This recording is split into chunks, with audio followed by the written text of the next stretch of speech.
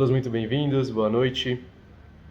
Queria lembrar, primeira coisa, como a gente já colocou hoje no título, Rosh Hashanah está chegando, todo mundo sabe, com certeza, mas vale a pena sempre lembrar sobre uma das coisas mais importantes, na verdade a mitzvah mais importante do dia do Rosh Hashanah, que é o toque do shofar. Então, mesmo que a pessoa já tenha ouvido o toque do shofar durante esse mês de Elul, que é um bom costume, mesmo assim nós costumamos, e é uma grande mitzvah ouvir o shofar no dia do Rosh Hashanah, que é na próxima segunda e terça-feira, se Deus quiser. Aqui no Beit Chabad Perdiz a gente está organizando vários toques em vários locais, tem na sinagoga, tem na praça, na Rua Cardoso de Almeida. Quem não recebeu a propaganda, por favor, me manda uma mensagem, escreve aqui, pode escrever também, a gente vai explicar tudo direitinho. E também, quem não consegue ir para nenhum lugar, me avisa também, por favor, a gente pode tentar o máximo ir até a casa da pessoa para todo mundo poder ouvir o shofar. Quem conhece algum vizinho, algum amigo, alguém que a gente sabe que talvez não vai estar, que alguém saiba que não vai poder ouvir o shofar, então vale a pena mandar um lembrete, vale a pena tentar pelo menos avisar que tem o toque do shofar. E de qualquer forma, se essa pessoa também não puder sair de casa, me avisa, vamos tentar ao máximo alguém para tocar o shofar. Bom, no dia do Rosh Hashanah a gente tem o costume de ouvir pelo menos 30 toques do shofar. 30 toques é um motivo interessante, tem muitas ideias, porque 30, a Torá usa uma linguagem e os sábios querem explicar, quer dizer, a linguagem que a Torá usa, que tem que tocar truá, Yom Truá Yelachem, vai ser o dia da truá. O toque truá hoje em dia é conhecido pelos 9 toques pequenos, pelos aqueles toques pequenininhos. Mas na prática, quem disse que truá são esses toques pequenos? Talvez truá são toques maiores, talvez truá é outro tipo de toque, então a gente não sabe. Da onde nós aprendemos justamente essa ideia desses toques? Nós aprendemos da mãe do Sisra. Quem era Sisra? Vamos entender toda a história, vamos se prolongar um pouquinho hoje para explicar essa história e o motivo. Sisra foi um rei, um general, que estava guerreando contra o povo judeu. Isso era na época ainda antes dos templos. Ele estava indo contra o povo judeu da época. E naquela época quem era a pessoa responsável pelo povo era uma mulher chamada Dvora. A famosa Dvora, foi a pessoa que ajudou o nosso povo naquela época, nessa guerra contra o Sisra. E Sisra então era um rei muito mau, uma pessoa muito perversa, que queria realmente acabar com o nosso povo. E no caminho de volta para casa, Sisra ele foi capturado por uma famosa mulher chamada Yael. Yael chamou Sisra para tomar um vinho e comer um queijo em casa. Só que essa refeição acabou resultando na morte desse general. Ele tomou um vinho, comeu um queijo, acabou dormindo, adormeceu, e aí no final de contas a Yael pegou uma espada e cortou a cabeça dele, e assim os judeus conseguiram derrotar esse Sisra. Do outro lado da cidade estava a mãe dele, a mãe desse general, desse Sisra. E a mãe dele estava esperando, cadê o meu filho? Cadê meu filho? E o filho não chegava. Quando ela se deu conta que o filho não vai mais chegar, ela ficou muito chateada e começou a chorar. Desses choros, dizem nossos sábios, saiu os toques do shofar. O jeito que ela estava chorando, o número de vozes que ela fez, vários detalhes do choro dessa mãe do Sisra, nós aprendemos várias leis com relação ao toque do shofar. E é muito interessante isso, todo mundo quer entender. Por que dela? Na nossa história judaica não faltaram choros. Quantas pessoas choraram? Quantas histórias tem de mulheres, de homens, de crianças chorando?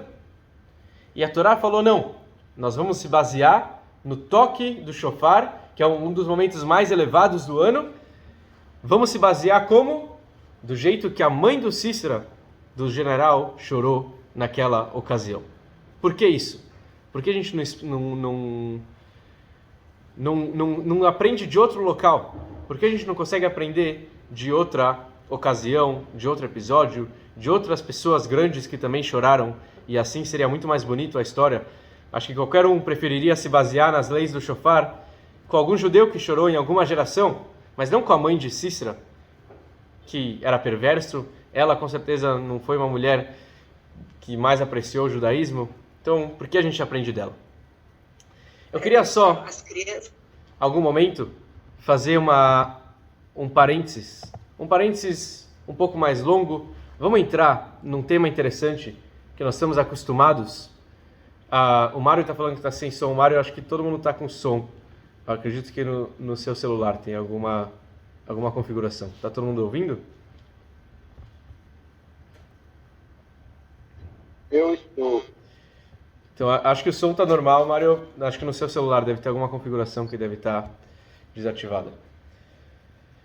Mas, vamos lá, vamos continuar. Então, voltando ao ponto. Por que o toque do shofar é baseado na mãe de Sísera e não em outro choro que teve em outras gerações? Uma das bases da reza, uma das bases do dia do Rosh Hashanah, é o próprio ato da tefilá. Tefilá a gente pode traduzir como reza, mas existem várias traduções. O que significa, na verdade, uma tefilá? Tefilá pode ser um pedido, pode ser uma abacaxá, pode ser... Existem algumas explicações que quer dizer uma tefilá, uma reza. A reza exige uma intenção, uma kavaná especial. Vamos explicar tudo isso. No dia do Rosh Hashanah Yom Kippur, nós vamos bastante para a sinagoga, ou mesmo em casa, quem não consegue sair. A gente pega o livro Mahzor e começa a rezar. E a base principal do dia, uma das coisas que a gente mais faz é rezar. É ler os textos, ficar passando por cada trecho da reza. E alguns se aprofundam mais, outros menos. Alguns leem em português, outros em hebraico, mas todo mundo reza. Está todo mundo lá rezando na sinagoga, em casa, onde quer que seja, a gente está lá passando pelo trecho da reza. E muitas vezes a gente vê que tem rezas que são aceitas por Deus. E tem rezas que não são aceitas por Deus. Tem vezes que eu peço muitas coisas e Hashem escuta. Tem vezes que eu peço algumas coisas e Deus não escuta. Por que isso acontece? Por que Deus escuta algumas rezas e outras parece que Ele ignora? Será que tem algum segredo para uma reza ser aceita? Então hoje eu queria tentar trazer para vocês uma ideia bonita, explicando o segredo, explicando como uma reza pode chegar no coração de Hashem, pode chegar em Deus para que Ele escute e atenda a nossas rezas para o que nós estamos pedindo. Uma das pessoas mais especiais, que dela nós aprendemos as leis da reza, é de uma mulher conhecida como Hannah. Hannah foi uma pessoa que era casada com Elcaná. Eles eram casados por 10 anos e infelizmente não tiveram filhos. E a Hannah já não sabia o que fazer, ela queria muito ter um filho. Ela falou, vou trazer uma solução. Assim como eu aprendi com a minha matriarca, a Sara, anos antes, Sara não podia ter filhos. O que a Sara, a esposa de Abraão, fez do nosso patriarca? Ela pegou uma outra esposa, a famosa Hagar, e fez com que Abraão se casasse com Hagar. E aí eles tiveram um filho. Quem foi? O famoso Ismael. A Hannah, na nossa história, está pensando a mesma coisa. Ela fala, eu não posso dar um filho para o meu marido Elcaná. Qual é a minha solução? Eu vou trazer uma outra mulher em casa. E essa mulher vai ajudar meu marido, pelo menos ele vai ter um filho de outra. E assim foi, a Hannah conseguiu a Penina. Penina era a mulher de Elcaná, eles se casaram. E em 9 anos e meio, eles já tiveram 10 filhos. O Elcaná com essa Penina. Imagina a inveja da Hannah. Ela estava sofrendo, ela estava realmente muito chateada. Ela queria dar um filho para o marido, pelo menos ela conseguiu outra mulher, mas ela ainda assim estava muito chateada. Como que ela vai conseguir? Quer dizer, como ela não tinha mais solução. O que ela fez? Ela foi rezar no templo. Naquela época não tinha o Beit HaMikdash em si. E eles costumavam viajar muito. O Elcaná, o marido dela, era um homem que ele tinha uma ideologia. Qual era a ideologia dele? Ele gostava de chegar para as pessoas e falar para cada um da importância que tem o templo sagrado. Naquela época tinha 2 tipos de templos. Tinha um que as pessoas rezavam para Deus e outro que eles achavam que estavam rezando para Deus. E o Elcaná sabia qual era o templo certo, qual era o Mishkan, o santuário certo na época. E ele então batia na porta das casas das pessoas e convencia todo mundo para ir rezar. E assim ele costumava ir bastante para o Mishkan, para o santuário. Existe a famosa mitzvah, o mandamento de ir 3 vezes ao ano para Jerusalém. Naquela época o Elcaná foi 4 vezes. Ele ia não só nas 3 festas, Pesach, Shavuot e Sukkot, mas ele ia também em Rosh Hashanah. Então, em um determinado ano, no dia do Rosh Hashanah, estava lá o Elkaná, a Pnina, todos os 10 filhos e a Hana sozinha. E a Pnina era uma mulher que gostava de provocar a Hana. Então ela falava: Hana, eu estou levando aqui, eu estou dando comida para todos os meus filhos. E você não vai dar comida para os teus filhos? Ela falava: Hana, eu vou levar os meus filhos para a escola. E você não vai levar teus filhos para a escola? E a Hana ficava muito incomodada com isso, coitada. O que ela ia fazer? Ela tentou o máximo, mas ela não tinha mais solução. Então ela falou: naquele ano eu vou resolver o meu problema. Eles estavam do lado do santuário. A Hana foi sozinha, começou a falar com Deus. E a reza dela era uma reza tão bonita, tão sincera, que não saía som. Ela rezava em voz baixa, uma voz muito baixa. E até que o Cohen daquela época, o Cohen do santuário, achou que ela estava bêbada. Ela achou que ela fez um lechaim, bebeu um pouquinho, Rosh Hashanah, e foi rezar. Mas ela não estava bêbada. Ela conta, é muito interessante essa história. Nós lemos essa história no próprio dia do Rosh Hashanah, porque é uma história muito marcante. E ela então começa a rezar baixo, e ela joga o seu coração para Deus. E em um determinado momento ela realmente jogou para Deus todos os problemas dela, e aí Deus aceitou. Com 20 anos de casado, a Hana quebrou as barreiras e conseguiu engravidar. Ela teve 5 filhos, e ainda ela conseguiu ver 2 netos. Essa foi a história da Hana em resumo. Nossos sábios aprendem muitos detalhes da nossa reza diária por causa dessa reza da Hana. Por exemplo, como eu comentei para vocês, ela estava rezando em voz baixa. Daqui a gente aprende que uma pessoa deve rezar sempre em voz baixa. A nossa amidá deve ser feita sem muito barulho, sem o nosso amigo do lado ouvir a nossa reza. Nós devemos rezar realmente numa voz que somente eu consigo ouvir, mas as outras pessoas que estão ao meu redor não conseguem ouvir. Assim, tem muitas leis muito interessantes que a gente aprende da reza da Hana, porque foi uma reza muito especial. Agora eu pergunto para vocês: existiu na época da Torá uma outra mulher, que foi a Rebeca, Rivka. Rivka foi uma mulher que também durante 20 anos ela não tinha filho com Isaac. E ela conseguiu ter um filho. E ela também rezou e Hashem atendeu. Porque todas as leis da reza nós aprendemos de Hana e não da Rivka, ou não de Sara, que também não tinha filhos, também demorou, como a gente contou antes. Por que foi escolhido bem a Hana? O que tem de especial a reza dela? Então daqui nós conseguimos entender, a gente começa a perceber que a reza dela foi uma reza diferente, foi uma reza especial, que conseguiu chegar aos ouvidos de Hashem, e não só isso, que Deus atendeu a reza, mas teve mais uma coisa, foi uma reza que dela a gente aprende muitos detalhes, quer dizer que foi uma reza diferente de outras. O que tinha essa reza de diferente? Isso que a gente vai trazer hoje, e como nós, hoje em dia, conseguimos rezar dessa forma, para que de tal forma Deus possa ouvir tudo que a gente vai rezar no Rosh Hashanah e no Yom Kippur. Queria começar a explicação com uma história. Eu já contei aqui uma vez numa aula uma história dessas, mas sempre vale a pena lembrar. A história se passa no lar dos velhos. Um dia uma senhora falece e os responsáveis ligam para a família e falam: sua mãe faleceu. Muito bom, eles estavam tristes, chateados, mas tem que enterrar. Foram para o cemitério, fizeram toda a cerimônia, tudo perfeito, e eles estão sentando Shiva pela mãe. No 3º ou 4º dia da Shiva, o lar dos velhos liga e atende, e quem está falando da linha do lar dos velhos é uma mulher idosa, e fala: filhos, como vocês estão? Tanto tempo vocês não me ligam? E os caras não estão entendendo nada, a família não está entendendo nada. Como assim? Quem é você? Fala: como assim quem sou eu? Eu sou a sua mãe. Como? Minha mãe faleceu? Não, eu sou eu. E ela começou a falar e realmente era a mãe. Até que eles foram entender a história, perceberam que o lar dos velhos se confundiu, fez uma troca. As mulheres tinham o mesmo nome e acharam que era da família errada, então ligaram para a família errada e falaram: sua mãe faleceu. Mas na verdade a mãe dele estava viva e eles estavam felizes por isso. Aí foram ligar para a família certa agora, dar a notícia. Como eles iam fazer isso? Falar que já faleceu, já foi enterrado, já é no 4º dia, já passou muito tempo dessa história. Tudo bem, ligaram pro filho, falaram: olha, sua mãe, tal, faleceu.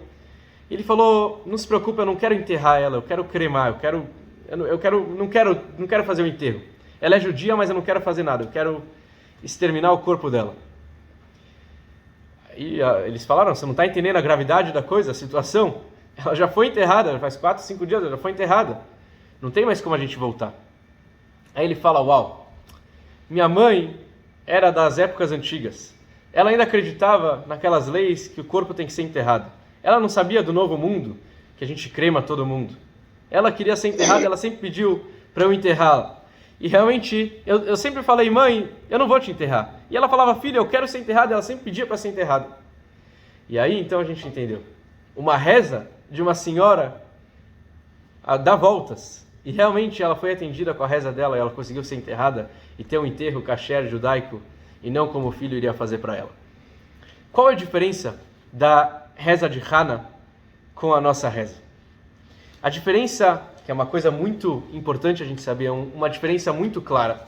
A Hana, ela pediu de uma forma diferente. Ela quebrou todas as barreiras da natureza. Por quê? Existe uma regra. Antes da nossa alma descer para o mundo, Deus fala todos os detalhes. Essa alma que está descendo vai entrar no corpo e esse homem vai ser um milionário. Ou esse homem vai ser uma pessoa simples. Ou vai ser uma pessoa que vai precisar dos outros. Essa pessoa vai ser um esperto. Ou ele vai ser uma pessoa que não vai ter cabeça para nada. Vai ser alto, vai ser baixo, tudo. Deus passa todos os detalhes para a alma antes dela descer para o mundo. Porém, tem uma coisa que Deus não passa para a alma. Qual é essa coisa? Ele não fala se a alma vai ser um tzadik ou se vai ser um rachá. Se a pessoa se a alma que vai entrar no corpo vai ser um corpo de uma pessoa sagrada, um tzadik, um justo, ou se ele vai ser um perverso. Isso cabe a cada um, como nós sabemos, conhecemos a frase, livre arbítrio. Cada um tem a sua escolha. Eu quero ser um perverso, eu quero ser um tzadik. Cada um escolhe o que quer ser aqui no mundo. Isso não está decretado de antes. Nem mesmo Deus decreta sobre a pessoa. A pessoa escolhe como ela vai ser. Quando a Hana rezou e ela pediu um filho, ela não pediu qualquer filho. Ela falou, Deus, eu quero um filho, mas eu quero que meu filho seja um tzadik. Eu quero que meu filho seja justo.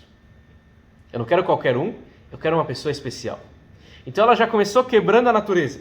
Deus falou, não, eu não posso dar qualquer um. Eu não posso escolher se teu filho vai ser um tzadik ou não vai ser um tzadik. Eu posso dar um filho, mas se vai ser tzadik ou não. A Hana falou de jeito nenhum. Eu quero ter um filho tzadik. Eu quero que meu filho seja justo. Realmente a reza dela foi atendida. O filho dela foi o famoso profeta Samuel, que foi uma grande personalidade. Ele foi comparado a Moisés e a Aharon, junto. Os dois juntos tinham o peso de Shmuel. Uma pessoa brilhante. Então a Hana quebrou as regras da natureza. Ela foi além do que Deus tinha colocado na natureza, no nível do ser humano. Ela conseguiu quebrar todas as barreiras. Essa foi a Hana. Daqui a gente começa a entender e acreditar. O Baal Shem Tov fala uma frase muito forte. A pessoa com relação à sua reza deve ser muito egoísta. Quer dizer, egoísta. A gente não pode achar que eu estou rezando, que eu estou lendo palavras e essas palavras não servem para nada. Pelo contrário, um judeu tem que acreditar que a sua reza, as suas palavras podem mudar uma natureza inteira. Podem fazer uma diferença enorme no mundo inteiro. Porque a reza de um judeu tem um poder que outras pessoas não têm. Uma reza de uma pessoa que está rezando da maneira correta pode mudar toda a história. Primeira coisa que a gente está entendendo é que a reza ela tem que ser diferente. Ela tem que quebrar as barreiras do mundo. Tem que quebrar as barreiras da humanidade. Tem que esquecer um pouco do mundo como ele é, como Deus fez, e jogar um pouco acima de tudo isso. Pedir grande, pensar grande. Nós lemos os Salmos, agora 27, todo dia na reza, 2 vezes, uma vez de manhã, uma vez à tarde. E é o pedido do rei Davi. Ele pede para Deus, o que ele pede para Deus? Ele fala, Achat sha'alti me'et Hashem. Uma coisa eu estou pedindo para Deus. O que eu estou pedindo? Para morar na casa de Deus a vida inteira. Quer dizer, morar na casa de Deus. Os sábios explicam. O rei Davi estava pedindo para ser o rei. Ele estava pedindo a realeza. Ou seja, ele está ensinando a gente a pedir. Vai pedir, não pede pequeno. Pede grande. Pensa grande. Não pensa numa coisa pequena, pensa numa coisa grande. Pensa em pedir além dos limites da natureza. Essa é a primeira coisa que a gente vê com Hana. Segunda coisa, talvez mais importante, que a gente viu na Hana, foi que ela rezou com o coração. Ela jogou o coração dela para Deus. Ou seja, a gente fica se perguntando, por que minha reza é aceita, por que minha reza não é aceita? Como eu posso fazer com que a minha reza seja aceita, como algumas rezas não são aceitas. E a resposta baseada na reza de Hana, numa segunda etapa, que a gente está explicando, é reza com coração. Tá bom, todo mundo reza com coração. Você vai falar, todo mundo, eu sei rezar com coração, eu rezo com coração. Mas na verdade, as nossas rezas muitas vezes não são com coração. Porque, como existe a famosa piada, eu preciso lembrar alguma coisa, eu quero lembrar a coisa mais difícil que está na minha vida, eu preciso lembrar de algum segredo, de alguma senha, preciso lembrar de fazer alguma coisa, como que eu vou lembrar? Reza Amidá. Quando você faz Amidá, começa a vir os pensamentos e começa a lembrar das coisas. Então a gente sabe que a Amidá ajuda a gente a lembrar. Por que isso? É o errado, né? Na verdade, a gente tem que rezar para Deus, tem que rezar com o coração. Mas isso acontece porque o momento mais sagrado é o momento com mais força negativa. Então, quanto mais sagrado nós estamos, que deveria ser o momento da reza, que a gente deveria estar bem sagrados, bem elevados, jogando nosso coração para Deus, bem nesse momento vai vir nossa alma animal e começar a jogar pensamentos negativos. Começa a falar, não precisa fazer tanto assim, não precisa ser tão sagrado, começa a pensar em outras coisas, e assim a gente começa a Amidá em São Paulo e termina a Amidá em Los Angeles. A gente vai viajando o mundo. Acaba em Tel Aviv, acaba em Jerusalém, realmente a gente vai voando muito. Nossa reza tem que ser concentrada. Isso que a gente viu com Hana. A Hana, ela estava 100% com o coração dela para Deus. Ela não pensou em mais nada na hora da reza dela. Isso a gente vai aprendendo dos versículos. Isso eu estou falando, mas a gente ia aprendendo realmente nos versículos que iam passando, de cada passuk que tem na Hana, a gente vê e aprende o ensinamento desses. A gente vai vendo como que ela realmente estava jogando o seu coração para Deus. E esse é o momento que vale a pena voltar para a história do shofar, da mãe do Sísera, daquele general que a gente começou a falar na aula de hoje. Os toques do shofar, eles são em memória, em lembrança ao choro da mãe do Sísera. No dia do Rosh Hashanah, muito coração é colocado nas rezas. A gente pede para Deus realmente do fundo da nossa alma muitas coisas. Esse choro é escutado pela pessoa que está rezando e às vezes a gente olha na sinagoga, a gente percebe outra pessoa que está chorando. A gente começa a olhar pessoas que estão precisando de coisas. As pessoas pedem para Deus muitas coisas de Rosh Hashanah. E às vezes tem pessoas que a gente não consegue escutar o choro deles. Tem pessoas que nós queremos ajudar. E tem pessoas que, infelizmente, a gente acaba ignorando o choro deles.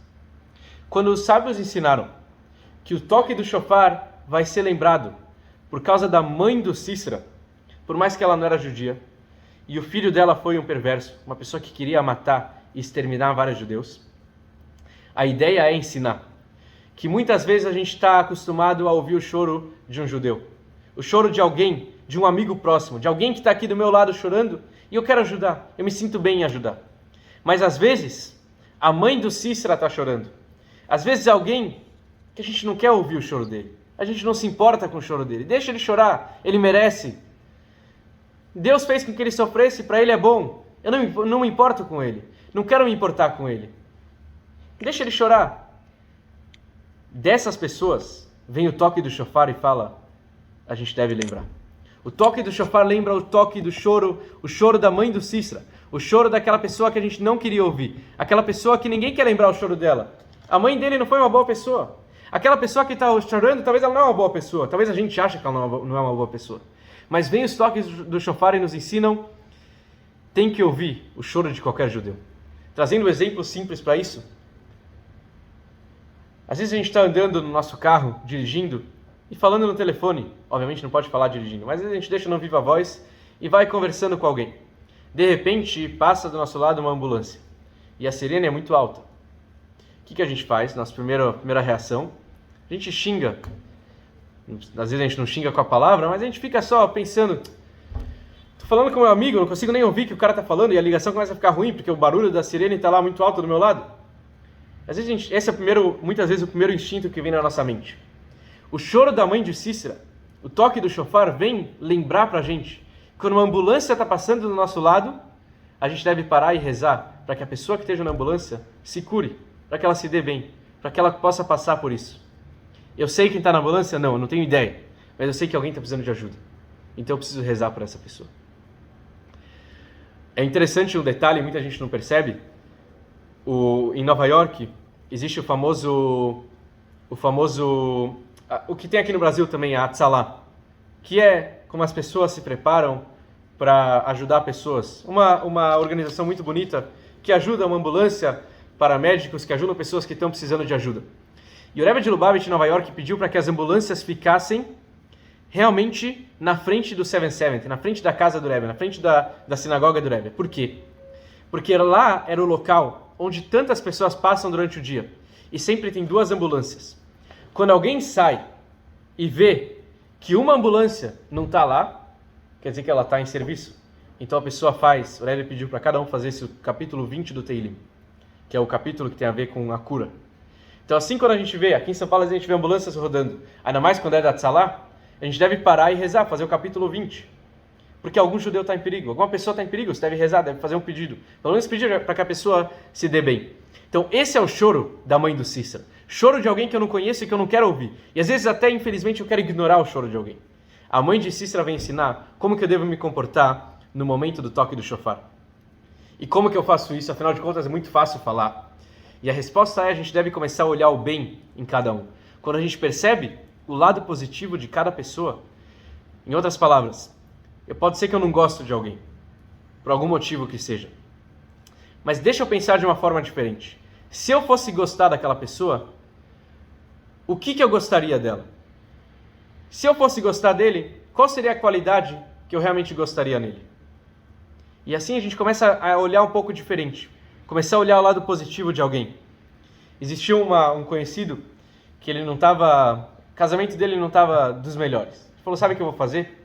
Minha decisão do ano novo de Rosh Hashanah vai ser escrever cada dia. Eu vou passar 3 minutos por dia e pensar e escrever tudo que minha esposa fez de bom naquele dia. Então ele escrevia coisas pequenas no diário dele. A esposa não sabia disso, ele estava fazendo isso escondido. Ele escrevia: hoje minha esposa fez muito bonito que ela levou meus filhos para a escola. Mesmo que era o meu dia, ela levou. Hoje minha esposa penteou o cabelo de uma forma especial. Hoje minha esposa fez um jantar maravilhoso. Hoje minha esposa... E assim ele foi anotando vários e vários detalhes da esposa dele. Quando a esposa fez aniversário, que justo era antes do Rosh Hashanah, logo era na véspera do Rosh Hashanah, ele deu um presente para ela. Qual foi o presente? Ele entregou esse diário para ela. Imagina qual a esposa estava em lágrimas. O marido conseguiu transformar todo o casamento dele como? Olhando o bem na esposa. Esposa é uma coisa fácil, a gente está acostumado, mas vamos falar em pessoas mais longes. Olhar o bem de alguém não é nada fácil. A gente sai julgando, o primeiro pensamento que vem na nossa cabeça é que aquela pessoa deve ser, não sei, a gente não quer nem falar ruim de alguém. Mas, na verdade, o toque do shofar vem lembrar a mãe de Cícera. Um toque de alguém que nós não queremos ouvir. O choro de alguém que a gente não deseja ouvir. Vamos lembrar dele na hora do toque do shofar. Vamos lembrar daquele choro. Vamos lembrar daquela pessoa que está precisando de ajuda. E assim a gente vai pedir para que ele tenha um ano bom e doce. Mais um parênteses, já que a gente falou da história bonita da Tzalá, do Rebbe. Na hora do toque do shofar, no 770, quando o Rebbe de Lubavitch tocava o shofar, ele colocava na frente dele 2 pacotes. O que eram esses 2 pacotes? Às vezes eram 2, 3 pacotes, mas eram pacotes grandes, bem grandes. O Rebbe colocava na frente da bimá, onde ele ia tocar o shofar. Na hora do shofar, o Rebbe se envolvia com o talit. E aí, entre os toques, ele parava um pouco e chorava, ele meditava um pouco. O que tinha nesses pacotes? As pessoas não sabiam muitas vezes, mas tinham cartas de todos os judeus do mundo inteiro que pediam para o Rebbe ter um ano bom e doce. Então o Rebbe pedia para cada um naquele momento do toque do shofar para pessoas que talvez a gente nem saberia se o Rebbe conhecia aquela pessoa. Alguém pedindo que não consegue pagar o condomínio. Ele estava lá, o Rebbe estava pedindo para aquela pessoa. O Rebbe estava chorando por aquele judeu. E esse é o toque do shofar. Lembrar de pessoas muito mais longes. E com isso a gente volta para Hana. A Hana foi a pessoa que dela a gente aprende a reza. A gente aprende vários detalhes da reza por causa dela. Qual foi o segredo da reza dela? E como nós conseguimos fazer com que a nossa reza seja aceita? Vamos lembrar de um detalhe. A reza, ela é muito importante quando ela vem do coração. Quando nós rezamos e esquecemos de tudo que está ao nosso redor, a gente só está focado em Deus. A gente só está focado em ouvir, em rezar, em pedir e se concentrar em Deus, no Criador do mundo. Quando a gente consegue fazer só isso, então realmente a nossa reza vai ser atendida. Quando por algum motivo eu começo a pensar em outras coisas, então pode ser Deus percebe que eu não estou muito focado. Eu realmente não quero muito o que eu estou pedindo. Então essa é a diferença. Isso que a gente consegue aprender da Hana. Colocar o coração nas coisas. Se dedicar. E assim de Cícera, da mãe de Cícera, do shofar, da reza. Quando nós vamos esse ano para a sinagoga em Rosh Hashanah, ou a gente vai ouvir o shofar, vamos pensar nesses detalhes. Vamos começar a colocar coração nas coisas. Vamos viver até o fim no que nós estamos fazendo. Quando a gente joga nosso coração na reza, quando a gente joga nosso coração na hora do toque do shofar e pede de verdade, pedir para a gente é importante, mas pedir para as pessoas que estão ao nosso redor e pedir para todo mundo, pedir para pessoas que eu nem conheço. Nós não sabemos aonde isso pode ir. A gente não sabe onde essa reza, onde esse pedido sincero pode levar, onde ele pode chegar. Existe até uma frase bonita que a gente fala que às vezes eu preciso de uma coisa e eu conheço alguém que está precisando da mesma coisa que eu. Quando eu peço pelo outro, eu sou atendido primeiro. Isso a gente aprende da história das matriarcas, que elas também rezavam e foram atendidas primeiro. Então, isso é só um parênteses, não é que a gente tem que rezar pelo outro para que eu seja atendido primeiro, mas a gente tem que rezar por todo mundo. A gente deve parar um tempo no Rosh Hashanah e pensar as pessoas que estão ao nosso redor, pedir para os outros, colocar nosso coração. E essa é a importância do toque do shofar e a importância da reza do Rosh Hashanah. Um Shana Tová a todos vocês. Desejo a todo mundo um ano bom e doce, que vocês tenham um ano maravilhoso em todos os sentidos, que a gente tenha muitas coisas boas, que nossas rezas sejam atendidas e que Hashem dê para cada um só coisas boas, muito sucesso, muita alegria, muitos Yiddish Enachis dos filhos, muita reza sendo atendida, que seja com coração, se Deus quiser. Shabbat Shalom e Shana Tová para todo mundo.